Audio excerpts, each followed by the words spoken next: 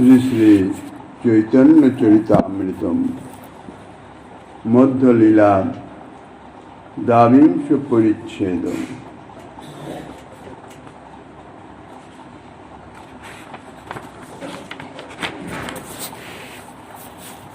ইষ্টে গাঢ় তৃষ্ণা রাগ এই স্বরূপ লক্ষণ, ইষ্টে আবিষ্টতা এই তটস্থ লক্ষণ।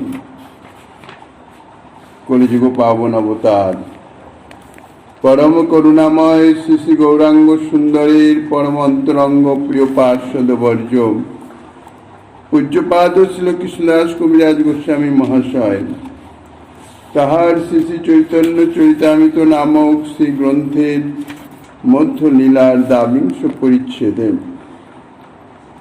সনাতন শিক্ষা প্রসঙ্গে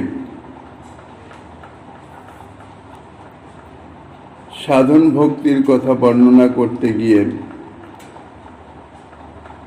ইতিপূর্বে বিধি ভক্তি বর্ণনা করে এখন রাগানুগা ভক্তি বর্ণনা করিতেছেন। রাগানুগা ভক্তির স্বরূপ লক্ষণ এবং তটস্থ লক্ষণ তাহা বর্ণনা করিতেছেন। স্বরূপ লক্ষণ সম্বন্ধে গতকাল আমরা যথারীতি গোস্বামী পাদের আনুগত্যে আস্বাদনের প্রয়াস পেয়েছি। এখন বলছেন ইষ্টে আবিষ্টতা এই তটস্থ লক্ষণ। রাগানুগা ভক্তির তটস্থ লক্ষণ হচ্ছে ইষ্টে আবিষ্টতা। ইষ্টে আবিষ্টতা অর্থাৎ ওই যে ইষ্ট বস্তু, ইষ্টে গাঢ় তৃষ্ণা হচ্ছে স্বরূপ লক্ষণ। সেই ইষ্ট বস্তুর প্রীতির উদ্দেশ্যে তাহার প্রেমময় সেবা বাসনার ফলে ইষ্ট বস্তুতে যে পরম আবিষ্টতা জন্মে, যে পরম আবেশ জন্মে, যে আসক্তি জন্মে, তাই হচ্ছে রাগের তটস্থ লক্ষণ। আবিষ্টতা আবেশ তার মানে তন্ময়তা, এক কথায় তাদাত্ম্য প্রাপ্ত। আবিষ্ট অবস্থায় লোকের বাহ্য স্মৃতি থাকে না, অর্থাৎ নিজের সম্বন্ধ নিয়ে কোনো রকম স্মৃতি থাকে না। যে বিষয়ের আবেশ সেই বিষয়ের স্মৃতি বা সেই বিষয়ে তার সমস্ত মন বুদ্ধি চিত্ত ইত্যাদি ব্যক্ত করে থাকে পরিপূর্ণরূপে। বাহ্য জ্ঞান রহিত হয়ে যান, বাহ্য স্মৃতি রহিত। নিজে যে কে, কি তার কার্য, কি তার স্বভাব, এ সমস্ত কোনো জ্ঞানেরই প্রকাশ থাকে না। মানে তাদাত্ম্য প্রাপ্ত মানে ঠিক সেই রকম, যেমন অগ্নির সান্নিধ্যে একটি লৌহখণ্ড থাকলে অগ্নির সান্নিধ্যে থাকতে থাকতে থাকতে থাকতে যেমন সে তাদাত্ম্য প্রাপ্ত হয়ে যায়, অগ্নির সমস্ত শক্তি তার মধ্যে এসে যায়, দাহিকা শক্তি এসে যায়, লৌহখণ্ডের যে নিজস্ব বর্ণ সেটি পর্যন্ত চলে যায়। অগ্নির বর্ণ সেই লাল বর্ণ হয়ে যায় এবং অগ্নির দাহিকা শক্তি তার মধ্যে সঞ্চারিত হয়ে যায়, অর্থাৎ অগ্নিতে সে তাদাত্ম্য প্রাপ্ত হয়ে গেছে। ঠিক সেই রকম যে বিষয়টি ভাবতে থাকে, সেই বিষয় ভাবতে ভাবতে সেই বিষয়ের সঙ্গে এমনভাবে তাদাত্ম্য প্রাপ্ত হয়ে যায় যেন সেই বিষয় ছাড়া আর অন্য কোনো কিছু তার স্মৃতিতে থাকে না। যেমন দৃষ্টান্ত দিচ্ছেন, ভূতাবিষ্ট ব্যক্তি যদি কাউকে ভূতে পায়, ভূতে পেলে কি হয়, সেই বস্তু স্বাভাবিক যেরকম ক্রিয়াকর্ম সবই করে, কিন্তু সে বস্তু নিজস্ব নয়। ভূত তার উপর ভর করে তার শরীরকে নিজের ইচ্ছা মতো ব্যবহার করে, অর্থাৎ সে ভূতের মতনই ব্যবহার করে, নিজের স্বাভাবিক কার্য তার আর কিছু থাকে না। এইরূপ আবেশই হচ্ছে, এই হচ্ছে আবেশের লক্ষণ। এ হচ্ছে আবেশ, আবিষ্টতা যাকে বলেন। তাহলে রাগানুগা ভক্তি সেই ভক্তিতে সাধক ইষ্টবস্তুর কথা ভাবতে ভাবতে যখন সেই ইষ্টবস্তুর চিত্তে আবিষ্ট হয়ে যায়, ইষ্টবস্তুর প্রতি আবেশ এসে যায়,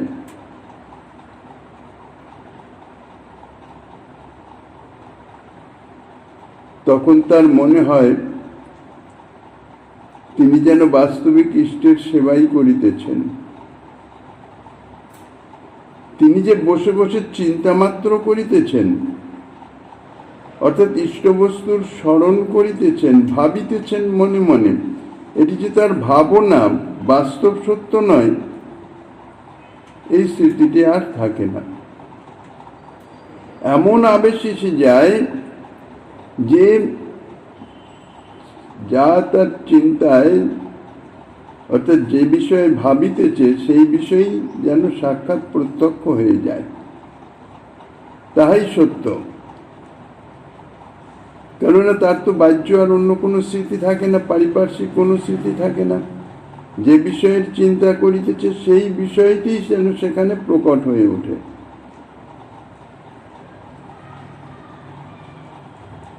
অথবা যদি ইষ্টবস্তুর গুণক্রিয়াদির কথা চিন্তা করতে করতে আবেশ আসে, তখন তিনি অনেক স্থানে তার ইষ্টবস্তুর মতনই ব্যবহারাদি করতে থাকেন। যেমন শ্রীমদ্ ভাগবতে যে বর্ণিত আছে শ্রী রাসলীলায়, শ্রী রাসে যখন শ্রীকৃষ্ণ অন্তর্ধান করলেন, ব্রজগোপীগণ শ্রীকৃষ্ণকে অন্বেষণ করতে লাগলেন। শ্রীকৃষ্ণের কথা ভাবতে ভাবতে, শ্রীকৃষ্ণকে অন্বেষণ করতে করতে শ্রীকৃষ্ণের সঙ্গে এমনভাবে তাদাত্ম্য প্রাপ্ত হয়ে গেলেন যে নিজেকে কৃষ্ণ বলে মনে করতে লাগলেন, এবং শ্রীকৃষ্ণের সেই লীলাগুলোই তাহারা তাদের সম্মুখে এমনভাবে প্রকট হয়ে উঠল যে তারা নিজেরাই কৃষ্ণ হয়ে সেই লীলাগুলো যেন করিতেছেন। ইষ্টবস্তুর কোনো কার্যের কথা ভাবতে ভাবতে কার্যের সহায়তাকারী অন্য কোনো বস্তুর চিন্তা ঘনীভূত হলে সেই বস্তুর আবেশও হয়ে থাকে। যেমন শ্রীরাসে কোনো গোপী নিজেকে পুতনা মনে করছেন, কেউ বা নিজেকে বকাসুর মনে করছেন, কেউ নিজেকে কৃষ্ণ মনে করছেন, এই রকম সমস্ত আর কি। শ্রী ভক্তি রসামৃত সিন্ধু এখানে সারসিকী পরম আবিষ্টতা লিখেছেন। শুধু আবিষ্টতা নয়, সারসিকী পরম আবিষ্টতা।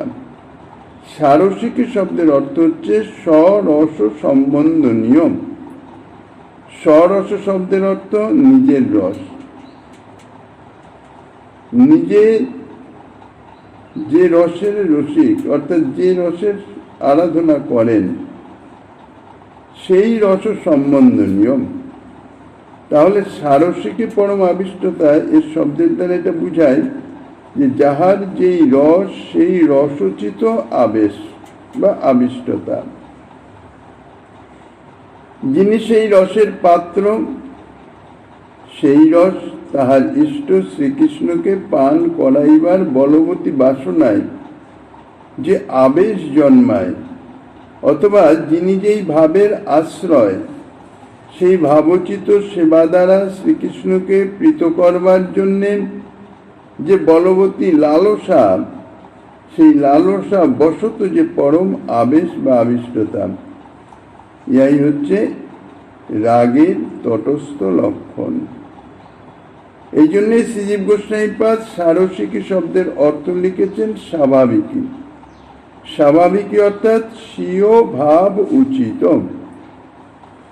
এইরূপ আবিষ্টতা এবং তদ অনুরূপ যে কার্য, তার দ্বারা বোঝা যায় বলে একে তটস্থ লক্ষণ বলা হয়েছে। এখানে স্বাভাবিক আবিষ্টতার দুই একটা দৃষ্টান্ত দেওয়া যায়। যেমন শ্রীকৃষ্ণ যখন মথুরায় গিয়েছিলেন, তখন বাৎসল্যের প্রতিমূর্তি মাতা যশোদা তার প্রাণ গোপালের ভাবনায় এতই আবিষ্ট হয়ে থাকতেন যে মাঝে মাঝে ননি হাতে নিয়ে বাছা গোপাল ননি খাও বলে প্রাতঃকালে ঘর থেকে বের হতেন। অর্থাৎ গোপালের ভাবনায় ভাবতে ভাবতে এমন আবেশ যে গোপাল যে ব্রজে নাই, সে যে মথুরায় গেছে, এটি তার স্মৃতিতেই নাই, তার স্মৃতিতে থাকতো না। ইয়াই হচ্ছে পরম আবিষ্টতার লক্ষণ। বাৎসল্য রসে বিগলিত হয়ে মা যেমন ছোট ছেলেকে ননি মাখন খাওয়াবার জন্য ব্যাকুল হয়েন, যশোদা মাতাও ঠিক তদ্রূপ ব্যাকুল হতেন। ইহা হচ্ছে সারসিকী, অর্থাৎ নিজ ভাবের, তার নিজের ভাবের বা নিজ রসের অনুকূল আবিষ্টতা। যশোদা মাতা হচ্ছেন বাৎসল্য রসের পাত্র।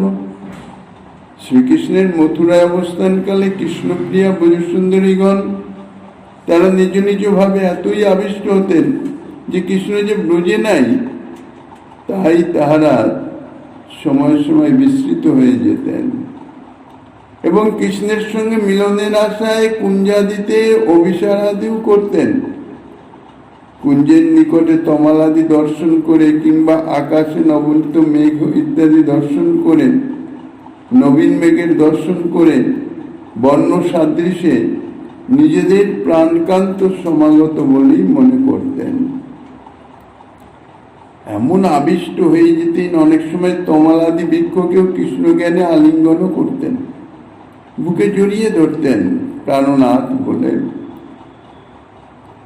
এই হচ্ছে কান্তাভাব। কান্তাভাবের আশ্রয় ব্রজগোপীগণের, তাদের এই হচ্ছে স্বাভাবিকী সারসিকী।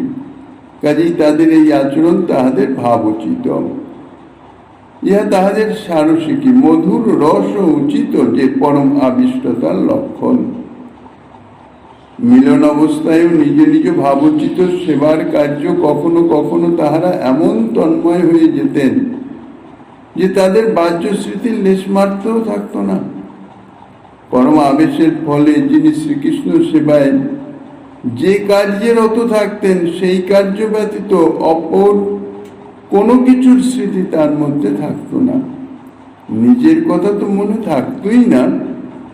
অনেক সময় যার সেবা করা হচ্ছে তার কথাও মনে থাকতো না, তার মনের মধ্যে শুধু সেবাটুকুই বিদ্যমান থাকতো।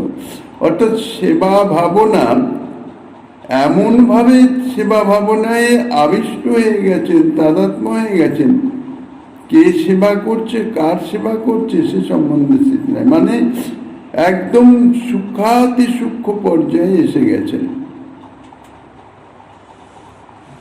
এইরূপ যে সেবা মাত্রই তন্ময়তা, ইহাই হইতেছে পরম আবিষ্টতা।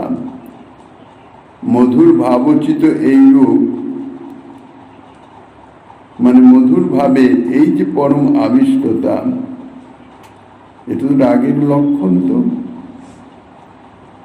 এর চরম অবস্থায় যখন কে সেবক কে সেব্য তা পর্যন্ত স্মৃতিতে থাকে না, মধুর ভাবোচিত এইরূপ বিলাস মাত্রৈক তন্ময়তাময় সেবার সম্বন্ধেই, অর্থাৎ বিলাস বৈচিত্র্যে গোদাবরী তটে রায় রামানন্দ যে বলেছিলেন, নাশ রমণ না হাম রমণী, ইহা শ্রীমতী বিশ্বভানুনন্দিনীর মাদনাক্ষ মহাভাবের বৈচিত্র্য বিশেষ, অর্থাৎ সারসিকী পরমাবিষ্টতার একটি দৃষ্টান্ত। অর্থাৎ কান্ত যে পুরুষ আর আমি যে স্ত্রী, অর্থাৎ কান্ত এবং আমি, এ সম্বন্ধে কোনো স্মৃতি নাই, শুধু বিলাসের স্মৃতিটুকুই বিদ্যমান। ইহা হচ্ছে চরমোৎকর্ষ, অর্থাৎ পরমাবিষ্টতার চরম নিদর্শন। এটি যিনি যে রসের পাত্র সেই রস সম্বন্ধ নিয়ে আবিষ্টতা, তাই হচ্ছে সারসিকী। যিনি যে রসের পাত্র শ্রীকৃষ্ণ সম্বন্ধে, তার পক্ষে সেই রসের পরিচায়ক কার্যাদিতে আবিষ্ট হয় হচ্ছে তার সারসিকী পরম আবিষ্টতা। যিনি দাস্যভাবে, তিনি তার দাস্যভাবের সেবচিত দাস্যচিত সেবায়, সখ্যভাবের সখ্যভাচিত সেবায়, বাৎসল্যে বাৎসল্যচিত এবং মধুরে মধুরচিত। ইহাই শ্রীকৃষ্ণের প্রতি তাহার রাগের পরিচায়ক। সারসিকী যে পরম আবিষ্টতা, নিজ রসের নিজ ভাবের যে পরম আবেশ সেবাতে, তাহাই হচ্ছে রাগের তটস্থ লক্ষণ। এই যে রাগ, যার স্বরূপ লক্ষণে বলছেন গাঢ় তৃষ্ণা, এই রাগের বা তৃষ্ণার একটা অপূর্ব বিশেষত্ব এই, এতে কোনো শান্তি নাই, অর্থাৎ কখনো তৃপ্তি নাই। প্রাকৃত মনের বৃত্তি যে তৃষ্ণা, অর্থাৎ জলপানের যে লালসা, যাকে আমরা তৃষ্ণা বলি, সেটি কিন্তু জলপানের সঙ্গে সঙ্গে নিবৃত্ত হতে থাকে। প্রবল তৃষ্ণা, যেই জলপান শুরু হয়ে গেল, তৃষ্ণা শান্তি হতে শুরু হলো, এবং শান্ত হতে হতে হতে তো এক সময় আর তৃষ্ণার অস্তিত্বই থাকে না। কিন্তু এই যে অপ্রাকৃত, এই রাগাত্মিকাতে যে তৃষ্ণা, এ ঠিক সম্পূর্ণ বিপরীত। যদি দেখা যায় প্রবল তৃষ্ণা, সেই সময় অত্যন্ত সুরসাল ও পানীয় তাকে যদি প্রদান করা হয়, তাহলে প্রথম সে পানীয়ের প্রথম গ্রহণে যে তৃপ্তি, ধীরে ধীরে ধীরে ধীরে তৃষ্ণাও শান্তি হচ্ছে। কারণ তৃষ্ণার যতটা উৎকণ্ঠা, যতটা প্রবলতা, তার উপরেই তৃপ্তি বা আস্বাদন। তা প্রাকৃত জগতে হচ্ছে কি, সেটি ধীরে ধীরে নিবৃত্ত হতে থাকে। তৃষ্ণার যেমন নিবৃত্তি হতে থাকে, তেমনি আস্বাদনেরও তৃপ্তির নিবৃত্তি হতে থাকে তৃষ্ণার সঙ্গে সঙ্গে।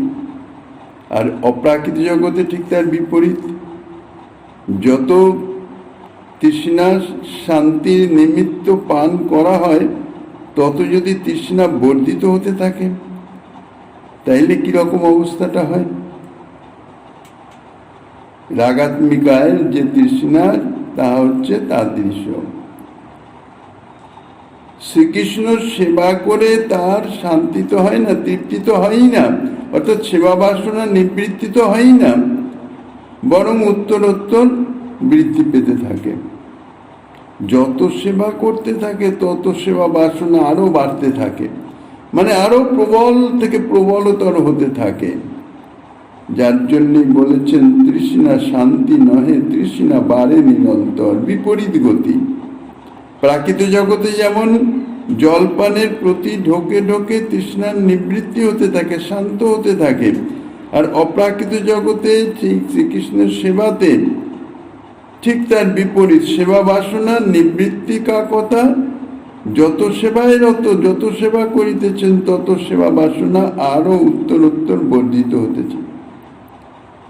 এই জন্যেই সেবা সুখের যে আস্বাদ্যতা, অর্থাৎ পিপাসার্থ তৃষ্ণার্থ ব্যক্তির শীতল পানীয় পানে যে তৃপ্তি, যে আস্বাদন, সে আস্বাদন তো ধীরে ধীরে ধীরে ধীরে নিবৃত্তি হয়ে যায়। তখন সেই মনোরম শীতল পানীয় তাহার আর রুচিকর হয় না, রুচিকর থাকে না।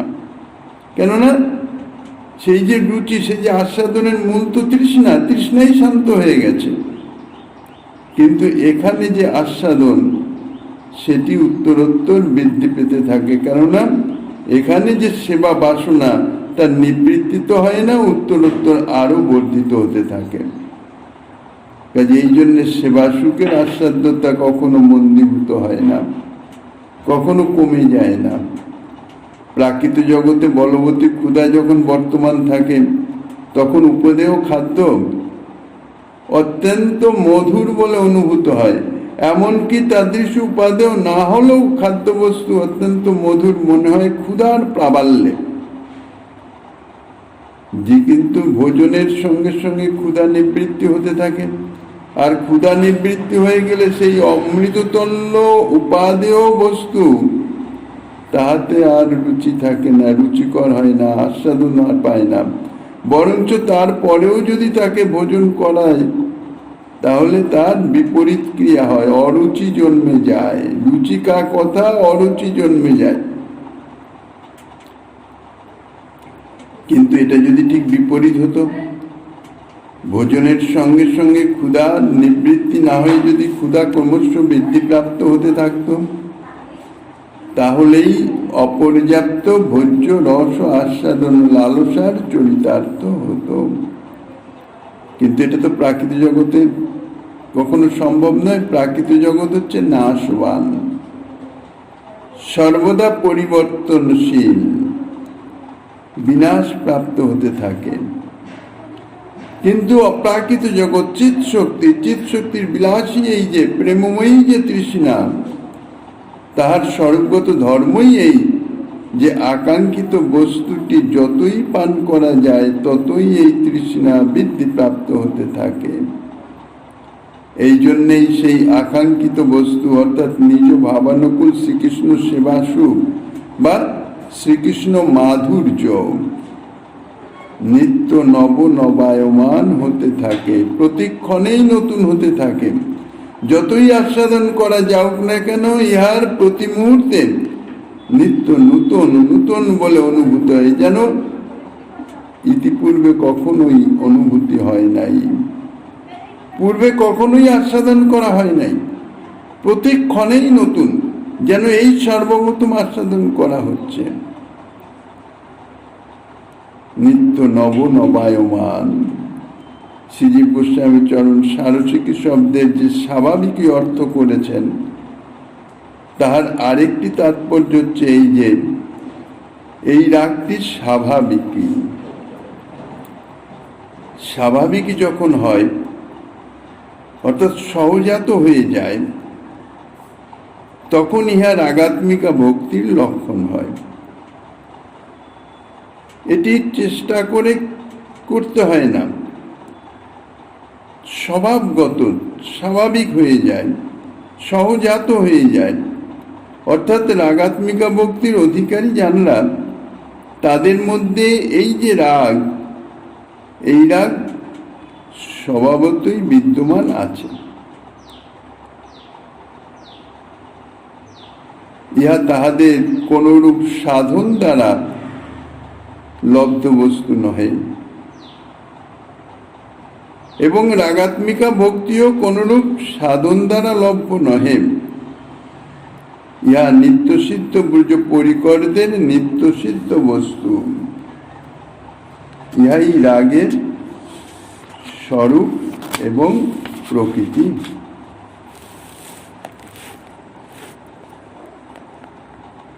রাগময়ী ভক্তির হয় রাগাত্মিকা নাম, তাহা শুনি লুব্ধ হয় কোন ভাগ্যবান। এখন রাগের স্বরূপ লক্ষণ, তটস্থ লক্ষণ ইত্যাদি বর্ণনা করে রাগের স্বরূপের কথা যে বলা হয়েছে, সেই রাগযুক্ত যে ভক্তি, তাকেই বলা হয় রাগাত্মিকা ভক্তি। অর্থাৎ সেই ভক্তি সম্পূর্ণ সেই রাগময়, যে রাগের কথা, যে রাগের স্বরূপ লক্ষণ তটস্থ লক্ষণ ইতিপূর্বে বলা হলো। অর্থাৎ সেই রাগই হচ্ছে সেই ভক্তির আত্মা স্বরূপ।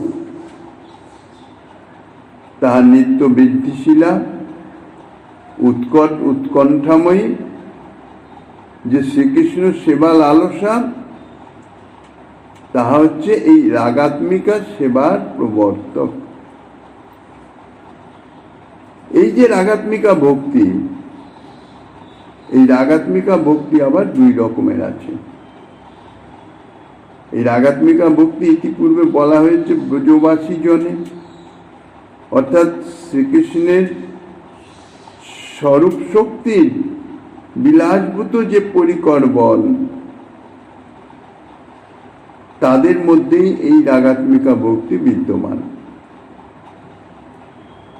এখন শ্রীকৃষ্ণ সেবা তো চারি ভাবের, দাস্য সখ্য বাৎসল্য মধুর, এই চারি ভাবেরই নিত্য পরিকরগণ আছেন।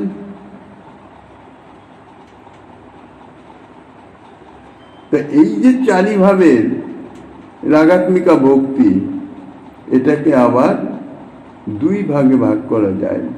অর্থাৎ রাগাত্মিকা ভক্তিকে এই চার ভাবের সেবার মধ্যে তাদের ভাবের তারতম্যতে এই রাগাত্মিকা ভক্তিকে দুই ভাগে ভাগ করেছেন। একটি বলছেন সম্বন্ধরূপা রাগাত্মিকা ভক্তি, আর একটি কামরূপা রাগাত্মিকা ভক্তি। অর্থাৎ যে ভক্তি, যে সেবা সম্বন্ধের উপরে নির্ভরশীল, তাহা হচ্ছে সম্বন্ধরূপা রাগাত্মিকা। যেমন পিতা মাতা সখা দাস প্রভৃতি যে সম্বন্ধের অভিমান বশত যাহারা রাগের সহিত যথাযোগ্যভাবে শ্রীকৃষ্ণের সেবা করেন, তাহাদের সেই রাগাত্মিকা ভক্তিকে বলা হয় সম্বন্ধরূপা রাগাত্মিকা ভক্তি। আর যেখানে কোনো সম্বন্ধের অপেক্ষা নাই, কোনো সম্বন্ধের ভাবনা নাই, শুধুমাত্র শ্রীকৃষ্ণকে সেবা করে সুখী করবার বাসনার বশবর্তী হয়ে যাহারা রাগের সহিত শ্রীকৃষ্ণ সেবা করেন, তাহাদের যে রাগাত্মিকা ভক্তি, তাহাকে বলা হয় কামরূপা রাগাত্মিকা ভক্তি। এই হচ্ছে ভেদ। তার মানে দেখা যাচ্ছে যে দাস্য সখ্য বাৎসল্য, এই তিন ভাবে ইহা হচ্ছে সম্বন্ধরূপা, সম্বন্ধের উপরে নির্ভরশীল, সম্বন্ধ অনুযায়ী সেখানে সেবা। আর মধুর ভাবে যেখানে, সেখানে কোনো সম্বন্ধের অপেক্ষাই নাই। ব্রজ পরিকরদের কথা বলা হচ্ছে। এই রাগাত্মিকা ভক্তিকে বলা হচ্ছে কামরূপা রাগাত্মিকা ভক্তি, যেখানে অন্তরের বাসনা বা কামনা, যা কোনো সম্বন্ধের উপরে নির্ভরশীল নয়। শ্রীকৃষ্ণ সেবা করে শ্রীকৃষ্ণকে সুখী করব, এই বাসনার উপরে নির্ভরশীল, তাই হচ্ছে কামরূপা। সম্বন্ধ রূপাতে কিরকম, যেমন বাৎসল্যভাবে যে পরিকর, তারা আমি কৃষ্ণের পিতা, আমি কৃষ্ণের মাতা, এই ভাবনা, এই সম্বন্ধ। দাস্যভাবের আমি কৃষ্ণের দাস সেবক, সখ্যভাবের আমি কৃষ্ণের সখা। তা এই যে ভাব, এই অভিমান, এই অভিমানের প্রধানত শ্রীকৃষ্ণ সেবার প্রবর্তক, এই অভিমানের ভিত্তি করে, অর্থাৎ তাদের যে সেবা প্রক্রিয়া, সেবা ভাবনা, সেটি সম্বন্ধের অনুযায়ী। যেমন বাৎসল্য ভাবের যারা, অর্থাৎ শ্রীকৃষ্ণের পিতা মাতা ইত্যাদি, তারা সেই অনুরূপ বাৎসল্য ভাব অনুরূপ যে সেবাগুলি, শুধুমাত্র সেই সেবাইতেই তাদের অধিকার, সেই সেবাই তাদের ভাবনা, সম্বন্ধ অনুযায়ী। আমি কৃষ্ণের পিতা মাতা, সেই সম্বন্ধ অনুযায়ী পুত্রের প্রতি যে সেবা কর্ম, সেটি হচ্ছে তাদের ভাবনা বা তাদের কীর্তন।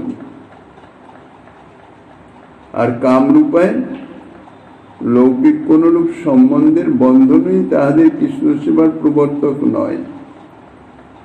আমি শ্রীকৃষ্ণের অমুক, এই সম্বন্ধ, সেই অনুযায়ী আমি সেবা করছি, এই জাতীয় কোনো সম্বন্ধের ভাবনার লেশাভাস নাই। তাদের কৃষ্ণ সেবার প্রবর্তক কি? শুধুমাত্র শ্রীকৃষ্ণকে প্রীতিময়ী সেবার দ্বারা সুখী করব। প্রেমময় সেবা দ্বারা শ্রীকৃষ্ণকে সুখী করবার ইচ্ছা। শ্রী নন্দ যশোদাদি পিতৃমাতৃবর্গ, সুবল মধুমঙ্গলাদি সখাবর্গ বা রক্তপত্রকাদি দাসবর্গ, এরা সকলেই হচ্ছে সম্বন্ধরূপার আগাত্মিকার পাত্র। কেননা এদের সম্বন্ধের উপরে এদের সেবা নির্ভরশীল। আর ব্রজসুন্দরীগণ তাহারা হইতেছে এই কামরূপার আগাত্মিকার পাত্র। শ্রী ব্রজসুন্দরী দিগের সহিত শ্রীকৃষ্ণের একটা সম্বন্ধ আছে বটে, কান্তাকান্ত সম্বন্ধ। শ্রীকৃষ্ণ ব্রজসুন্দরী দিগের প্রাণবল্লভ, প্রাণপ্রিয়, প্রাণপতি ইত্যাদি, কিন্তু এই সম্বন্ধই তাদের কিন্তু কৃষ্ণ সেবার বাসনার প্রবর্তক নহে। তাহারা শ্রীকৃষ্ণ কান্তা বলেই যে শ্রীকৃষ্ণ সেবার জন্য লালায়িত হচ্ছেন, তত্ত্বত তাহা নয়।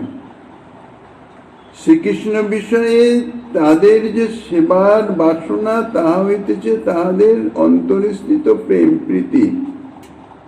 সে প্রেমই হচ্ছে, সে প্রেম অর্থাৎ কি? শ্রীকৃষ্ণকে সুখী করবার। কৃষ্ণ সুখৈক তাৎপর্যময়ী সেবা ভাবনা, সেই ভাবনাই হইতেছে তাদের সেবার প্রবর্তক। সেই ভাবনার বশবর্তী হয়ে তাহারা শ্রীকৃষ্ণের সেবায় রত হয়, শ্রীকৃষ্ণকে সুখী করবার। কিভাবে, কোন জাতীয় সেবায় শ্রীকৃষ্ণ সুখী হবেন সে বিষয়ে কোনো বিচার বিশ্লেষণ ইত্যাদির কোনো অপেক্ষা নাই। যে সেবাতেই শ্রীকৃষ্ণ সুখী হবেন সেই সেবাই তাঁরা করবেন। কিন্তু দাস্যসখ্য বাৎসল্যে তাদৃশ নয়। তাহাদের ওই সম্বন্ধের অতিরিক্ত কোনো কিছু করবার অধিকার তাহাদের নাই, আর তাহাদের মনে সে ভাব আসেও না। শুধুমাত্র প্রেমময়ী সেবা দ্বারা শ্রীকৃষ্ণকে সুখী করব, সে যে কোনো সেবাই হোক, বাৎসল্য ভাব বা দাস্যভাব বা সখ্যভাবে সেটা নয়, যে কোনো সেবা তারা করতে পারবে না। তাদের সম্বন্ধ অনুরূপ সেবার মাধ্যমেই তারা শ্রীকৃষ্ণকে সুখী করবেন। তাদের যে সেবা বাসনা সেটি ওই জন্য সীমাবদ্ধ, সম্বন্ধের মধ্যে সীমাবদ্ধ।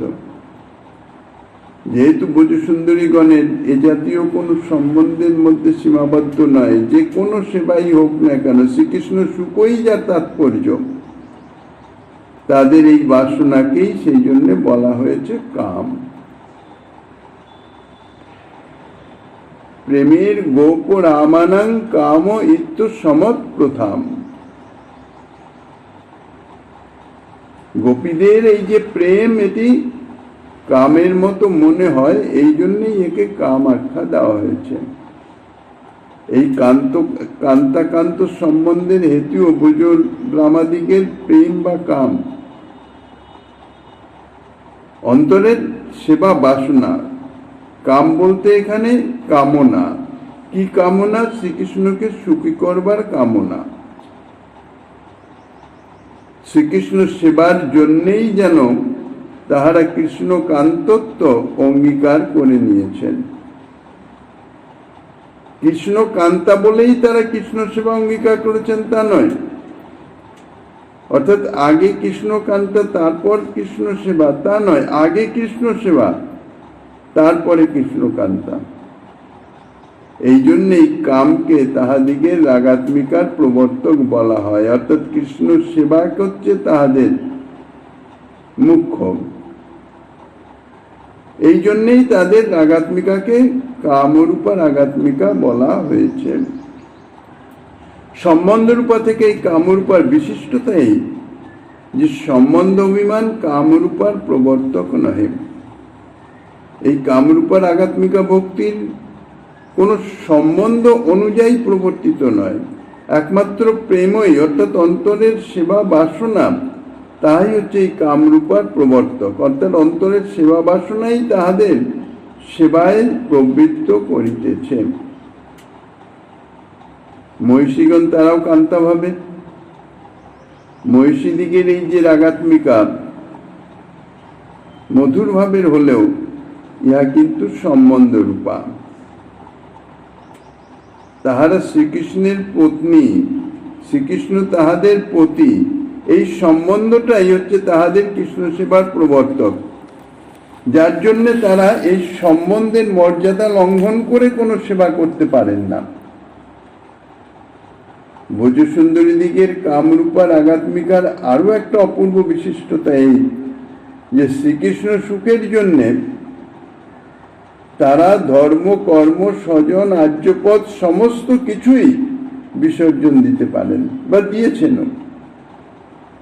কেননা শ্রীকৃষ্ণ সেবাই হচ্ছে তাদের মূল, সেটাই মুখ্য, এছাড়া আর কোনো কিছুর অপেক্ষা নাই।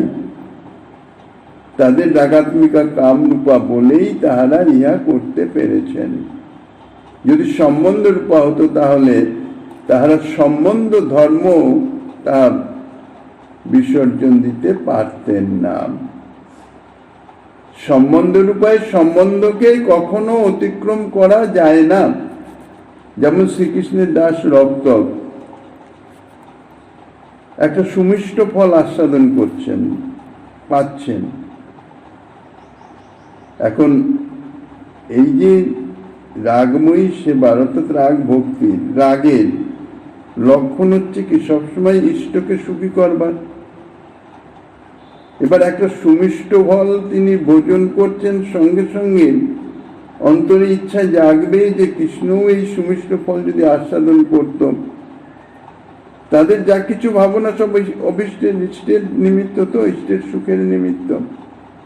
কিন্তু নিজের এই উচ্ছিষ্ট ফলটা সুমিষ্ট বলে শ্রীকৃষ্ণকে আস্বাদন করতে দেওয়ার অধিকার তাদের নাই, তারা দিতে পারেন না। কেননা তাহাদের সম্বন্ধ দাস প্রভু, দাসের সে অধিকার নাই নিজের উচ্ছিষ্ট ফলটি প্রভুকে অর্পণ করবেন প্রভুর আস্বাদনের নিমিত্ত। সম্বন্ধকে অতিক্রম করে সেবা করতে পারেন না। দাস হয়ে প্রভুকে উচ্ছিষ্ট দেওয়া যায় না। সমস্ত সম্বন্ধের একটা সীমা আছে, তো সেই সীমা সম্বন্ধ রূপায় সেবার অতিক্রম করা যায় না। কিন্তু কামরূপার সেবায় কোনরূপ সীমা নাই, কোনরূপ বাধা বিঘ্ন নাই। এখানে একমাত্র সেবা বাসনাই হচ্ছে সেবার প্রবর্তক। সুতরাং যে প্রকার করলে শ্রীকৃষ্ণ সুখী হবেন সেই প্রকারই করা যেতে পারে, অর্থাৎ সেই প্রকারেই করেন। শ্রীকৃষ্ণ সুখই মুখ্য।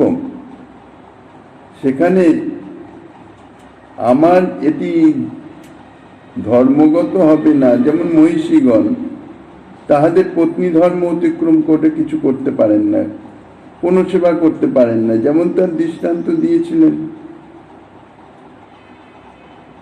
বলছেন এখানে সে কথা যে এক সময় দ্বারকায় শ্রীকৃষ্ণের অসুস্থতার ভান করেছিলেন। কি জন্যে? ব্রজসুন্দরীগণের যে তাদের যে প্রেম মহিমা, সেবার যে মহিমা, সেই মহিমা জগতে প্রকাশ করবার জন্যে, তাদের যে ভক্তি, তাদের যে সেবা বাসনা বা সেবা, সেটি যে মহিমা, সেটি যে গুরুত্ব, তার যে প্রগাঢ়তা, সেটি জগতে প্রকাশ করবার জন্যে দ্বারকাতে অসুস্থতার ভান করছেন। নারদ ঋষি চিকিৎসার উপায় জিজ্ঞাসা করলেন। শ্রীকৃষ্ণ বলছেন যে আমার কোনো ভক্ত যদি তার পায়ের ধুলো আমাকে দেন তাহলে আমার এই পীড়ার ব্যাধির শান্তি হয়ে যাবে। নারদ ঋষি বলেন এটা আর আশ্চর্যের কথা কি আছে, কারণ শ্রীকৃষ্ণের তো 16,000 মহিষী রয়েছেন। নারদ ঋষি প্রত্যেকের নিকটে গেলেন। শ্রীকৃষ্ণের যে অসুস্থতা, যে যন্ত্রণা ভোগ করছেন, ব্যথা ভোগ করছেন, সেই ব্যথা দূরীকরণের নিমিত্ত কেহই কিন্তু পত্নী ধর্ম লঙ্ঘন করে সেই সেবাটি করতে পারলেন না। কেউই পায়ের ধুলো দিলেন না। কেননা স্বামীকে কিরূপে পায়ের ধুলো দেবেন? তাতে যে পত্নী ধর্ম নষ্ট হবে। পত্নী ধর্মই তাদের কাছে মুখ্য, অর্থাৎ তাদের সেবার প্রবর্তক। কাজে শ্রীকৃষ্ণের সুখ কি দুঃখ ওসবের দিকে বিচার নাই, ধর্ম হচ্ছে মুখ্য। ধর্মটা আগে রক্ষা করে তারপরে। এই জন্য তারা পারলেন না। নারদ তখন শ্রীকৃষ্ণেরই নির্দেশে ব্রজে গেলেন। শ্রীকৃষ্ণের অসুখের কথা শুনে কৃষ্ণ প্রেয়সী প্রত্যেক ব্রজসুন্দরী অসংকুচিত চিত্তে সঙ্গে সঙ্গে তৎক্ষণাৎ পায়ের ধুলো দিতে প্রস্তুত হয়ে গেলেন। নারদ ঋষি তাদের সাবধান করলেন, শ্রীকৃষ্ণ দ্বারকাধীশ স্বয়ং ভগবান, তাকে পায়ের ধুলো দেবে? তোমাদের ধর্মাধর্ম জ্ঞান নেই? তোমাদের তো অনন্ত নরক হবে। ব্রজসুন্দরীগণ বলছেন, আমাদের কি হবে না হবে সে বিচারের প্রয়োজন নাই। আমরা ধর্মলঙ্ঘন হবে কি হবে, আমরা নরক পাবো কি পাবো, তাহলে কৃষ্ণের সুখই হচ্ছে আমাদের কাম্য। শ্রীকৃষ্ণ যাতে সুখ হয়, তাতে আমাদের কি হলো না হলো ওদিকে কোনো বিচারই নাই। তুমি আগে তো এই নিয়ে শ্রীকৃষ্ণের সুখবিধান করো। ব্রজসুন্দরীগণের অপেক্ষা কেবল কৃষ্ণের সুখ, কোনো সম্বন্ধের অপেক্ষা সেখানে নাই। পাপ হয় তাদের হবে, নরক যন্ত্রণা ভোগ করতে হয় তারা করবে, শ্রীকৃষ্ণ তো সুখী হবেন। তাদের পাপে তাদের অধর্মে কৃষ্ণ যদি সুখী হয়েন, অম্লান বদনে তাহারা তাহা করতে প্রস্তুত। কারণ তাদের ব্রতই হচ্ছে সর্বতভাবে কৃষ্ণকে সুখী করা। ইহাই হচ্ছে কামরূপের অপূর্বতা বা বিশিষ্টতা, যা অন্য কোনো ভক্তিতে অর্থাৎ রাগ ভক্তিতে, রাগাত্মিকা ভক্তিতে নাই, সম্বন্ধের উপায়ে তাহা নাই। এখন প্রশ্ন হতে পারে, কৃষ্ণ সুখের জন্য যে বাসনা, তাকে তো প্রেম বলা হয়, তাকে কাম কেন বলা হচ্ছে? কেননা ইতিপূর্বে তো বলা হচ্ছে আত্মেন্দ্রিয় প্রীতি বাঞ্ছা তারে বলি কাম। আত্মেন্দ্রিয় প্রীতি বাসনাকেই কাম বলা হয়। তা ব্রজসুন্দরী দিকের এই কৃষ্ণ সুখ বাসনাকে এখানে প্রেম না বলে কেন কাম বলা হচ্ছে? সুতরাং তাহাদের রাগাত্মিকাকে কেন প্রেমরূপা না বলে কামরূপা রাগাত্মিকা ভক্তি কেন বলছেন? তার উত্তরে বলা যায়, এই প্রেমৈব গোপ রামানাং কাম ইত্যগমত প্রথাম। ব্রজসুন্দরী দিকের যে প্রেম অর্থাৎ কৃষ্ণ সুখ বাসনা, তাহাকেই কাম নামে অভিহিত করার কথা শাস্ত্রে দেখতে পাওয়া যায়। তার কারণ আছে। কারণ হচ্ছে শ্রীকৃষ্ণকে সুখী করবার জন্যে তারা শ্রীকৃষ্ণের সহিত যে সমস্ত লীলাদি করেছেন, কামক্রীড়ার সঙ্গে তার বাহ্যিক সাদৃশ্য আছে। ভাবের বা তত্ত্বত সাদৃশ্য না থাকলেও বাহ্যিক ক্রীড়ার সাদৃশ্য আছে। এই জন্য ওই সমস্ত ক্রীড়াকে প্রেম ক্রীড়া না বলে কাম ক্রীড়া বলা হয়েছে। কবিরাজ গোস্বামী বর্ণনা করেছেন, সহজে গোপীর প্রেম নহে প্রাকৃত কাম, কাম ক্রীড়া সাম্যে তার কহি কাম নাম। বাহ্য সাদৃশ্যে তাহাকে কাম বলা হচ্ছে। কিন্তু শ্রীকৃষ্ণের সহিত গোপীদিগের যে ক্রীড়া, কাম ক্রীড়ার সহিত তাহার বাহ্য সাদৃশ্য থাকলেও তত্ত্বত বা ভাবগত বা মূলত কোনো সাদৃশ্য নাই, বরং সম্পূর্ণ বিপরীত। কেন? যেটি হচ্ছে কাম ক্রীড়া, তার মূল উদ্দেশ্য নিজ সুখ। নিজ সুখের নিমিত্ত যে ক্রীড়া, যে বিলাস, তাহার নাম কাম ক্রীড়া, তাহাকেই কামবিলাস বলে। আর শ্রীকৃষ্ণের সুখের নিমিত্ত যে ক্রীড়া, যে বিলাস, যে চেষ্টা, তাহা হচ্ছে প্রেম। গোপীদের ক্রীড়া হচ্ছে প্রেম ক্রীড়া।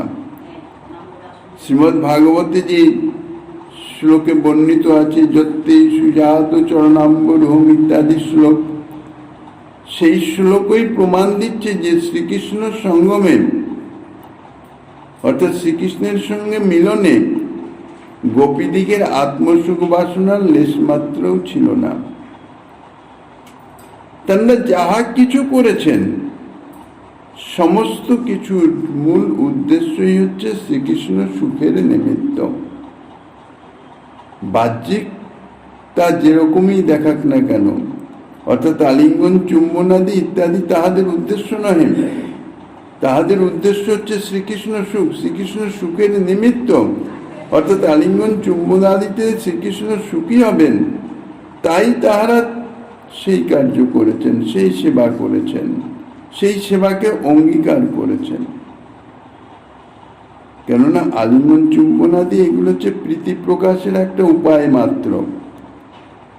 এ জগতেও দেখা যায় ছোট শিশুকে বয়স্কগণ তারা কোলে নিয়ে বুকে ধরে আলিঙ্গনও করেন, তাদের মুখে চুম্বনও করেন। এখন এটাতে কি পশুভাব প্রকাশিত হয়?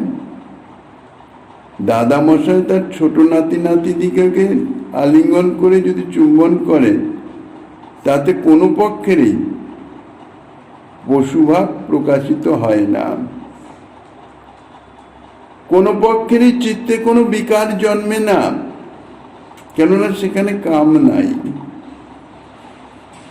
এ সমস্ত হচ্ছে এই যে ক্রিয়া অর্থাৎ আলিঙ্গন চুম্বনাদি, এটি হচ্ছে প্রীতি প্রকাশের একটি স্বাভাবিক উপায়, স্বাভাবিক প্রক্রিয়া। তা ব্রজগোপীগণের সেটি দেখতে বাহ্যিকভাবে কাম ক্রিয়ার মতো, এই জন্যই কাম এই নামে অভিহিত করা হয়েছে। তো এই যে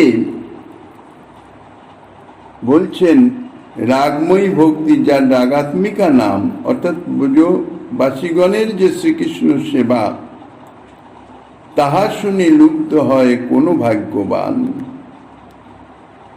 অর্থাৎ বিভিন্ন লীলা গ্রন্থ আদিতে অথবা অনুরাগী ভক্তের মুখে এই রাগাত্মিকা ভক্তি, যার মুখ্য অর্থাৎ ব্রজবাসীগণ যার অধিকারী, সেই ব্রজবাসীগণের এই যে শ্রীকৃষ্ণ সেবা, সেই শ্রীকৃষ্ণ সেবা সেবা ভাবনা, তাহার সম্বন্ধে সমস্ত কিছু ইত্যাদি অপূর্ব মাধুর্যের কথা শ্রবণ করে তদনুরূপ সেবা পাওয়ার জন্যে কারো কারো অন্তরে বাসনা জাগে, লোভ হয়। সেটি কাদের? যাদের সেই লোভ হয় তারা হচ্ছেন ভাগ্যবান। এই জন্যে বলছেন তাহা শুনি লুব্ধ হয় কোনো ভাগ্যবান। সকলেই যে লুব্ধ হবে, সকলেই যে অন্তরে যে তাদৃশভাবে সেবা করবার বাসনা জাগরিত হবে, তাহা কিন্তু নয়। ব্রজবাসীগণের এই সমস্ত ভাবের সেবার কথা লীলাগ্রন্থাদিতে যাহা বর্ণিত আছে, সেই লীলাগ্রন্থ মাধ্যমে শ্রবণে অথবা কোনো অনুরাগী প্রেমী ভক্তের সেই সেবা ভাবনা যুক্ত হৃদয়ের অন্তরস্থিত থেকে যে প্রকাশিত সেই সেবা বাসনার ভাবনার কথা ইত্যাদি শ্রবণ করে তদ অনুরূপ সেইভাবে সেবা করবার জন্যে যদি কারো অন্তরে বাসনা জাগে, তাহলে তিনি হইতেছেন ভাগ্যবান। তিনি তাহা পাইবার জন্যে তখন সেই ব্রজবাসী দিগের ভাবের আনুগত্য স্বীকার করে ভজন করতে থাকেন। এই আনুগত্যমূলক ভজনই হচ্ছে রাগানুগা ভক্তি, যাহাতে জীবের অধিকার, জীব শক্তি অংশস্বরূপ যে জীব, তার অধিকার এই রাগাত্মিকা। ঠিক সেই রকম ভাবে সেবা বাসনাই তার হৃদয়ে জাগছে, কিন্তু সেইভাবে যিনি ব্রজ পরিকর, তাঁর সেই ভাবনার সেবার আনুগত্যে আনুগত্য স্বীকার করে তিনি সেইভাবে সেবা প্রাপ্তির নিমিত্ত ভজনে রত হন। তাহাকে বলা হয় রাগানুগা ভক্তি। এই রাগাত্মিকা ভক্তির অনুগতা, এই জন্যই তাহা রাগানুগা। তা তানাকে ভাগ্যবান কেন বলছেন? আর সকলেরই বা কেন সেইভাবে সেবা প্রাপ্তির জন্য লালসা জাগরিত হয় না? কৃষ্ণ কৃপা অথবা ভক্ত কৃপা প্রাপ্তিরূপ সৌভাগ্য যার লাভ হয়েছে, তিনি তারই অন্তরে এই জাতীয় সেবা বাসনা, সেবা ভাবনা জাগরিত হতে পারেন। তিনি হচ্ছেন ভাগ্যবান, যিনি কৃষ্ণ কৃপা প্রাপ্ত হয়েছেন বা ভক্ত কৃপা প্রাপ্ত হয়েছেন। এই কৃপা প্রাপ্তিরূপ সৌভাগ্য যিনি প্রাপ্ত হয়েছেন, এই সৌভাগ্যে তিনি ভাগ্যবান। ব্রজপরিকরদের রাগাত্মিকা সেবার কথা শুনলেই যে সকলের মনে সেইভাবে কৃষ্ণ সেবা করবার জন্য লালসা জাগবে, ইচ্ছা জাগবে, তা নয়। এখানে বলেছেন লোভ, তাহা শুনি লুব্ধ হয়। এই লুব্ধ কথা, অর্থাৎ লোভ বা লালসা, এটার কিন্তু একটা বৈচিত্র্য আছে। সাধারণ ইচ্ছা, অন্তরে ইচ্ছা জাগা আর লোভ জাগা, দুটোর মধ্যে অনেক তফাৎ। সাধারণ ইচ্ছা শুনলে সঙ্গে সঙ্গে মনে সেরকম ভাবে আমার পেতে ইচ্ছা জাগলো, কিন্তু সেই বস্তুটি পেতে অনেক বিঘ্ন, অনেক বাধা। সেটি যখন সম্মুখে সেই বাধা বিঘ্ন এসে উপস্থিত হলো, তখন সেই ইচ্ছাটি লুপ্ত হয়ে গেল। এত ঝামেলা বাবা দরকার নেই, তখন আর সেই ইচ্ছা আর থাকে না। কাজেই সেটি লোভ নয়। আর অন্তরে যদি যথার্থ লোভ জাগরিত হয় একবার, যতক্ষণ না সে বস্তু পাচ্ছে ততক্ষণ লোভের নিবৃত্তি হয় না। নিবৃত্তি কার কথা? উত্তরোত্তর আরো লোভ, অর্থাৎ সেই বস্তু পাওয়ার ইচ্ছা, তাহা বর্ধিত হতে থাকে। এই জন্যই বলেছেন তাহা শুনি লুব্ধ হয় কোনো ভাগ্যবান। অর্থাৎ অন্তরে লোভ জাগে, যার অন্তরে যথার্থ লোভ জাগবে, এই লোভ বা লালসাই তাকে সেই সেবা প্রাপ্তির নিমিত্ত ভজনে প্রবৃত্ত করবে। ভজন করিয়ে তাকে সেই সেবা প্রাপ্তি করিয়ে তবে ছাড়বে। তার আগে সেই লোভের বা লালসার, যদিও লালসার নিবৃত্তি হয় না কখনো, কেননা সেবা প্রাপ্তি হলে তো আরো উত্তরোত্তর সেবার লালসা বাড়তেই থাকবে। ইহাই হচ্ছে লোভের বৈচিত্র্যবাদ, স্বরূপগত ধর্ম। এই লোভের দুটি কারণ আছেন, দুটি কারণের কথা বলেছেন। একটি বলছেন কৃষ্ণ কৃপা, অপরটি ভক্ত কৃপা। এই দুই কারণের উপরেই এই লোভ বা লালসা জন্মাতে পারে, তা নইলে তো সকলেরই জন্মাত। কৃষ্ণ তদ ভগত কারুণ্য মাত্র লোভৈক হেতুকা। কৃষ্ণ বা কৃষ্ণ ভক্ত, অর্থাৎ তাদৃশ প্রেমী ভক্ত, যে কোনো ভক্ত নয়, যার কৃপার তাদৃশ সামর্থ্য আছে শ্রীকৃষ্ণ সেবা বাসনা জাগিয়ে দেওয়ার, তাহলে শ্রীকৃষ্ণ কৃপা বা তাদৃশ প্রেমী ভক্তের কৃপা, ইহাই হচ্ছে এই লোভ জাত হওয়ার একমাত্র কারণ। তাদের কৃপা করুণা, এই কৃপাই এই লোভের একমাত্র হেতু। অন্য কোনো উপায়েই এই লোভ বা লালসা জন্মাতে পারে না।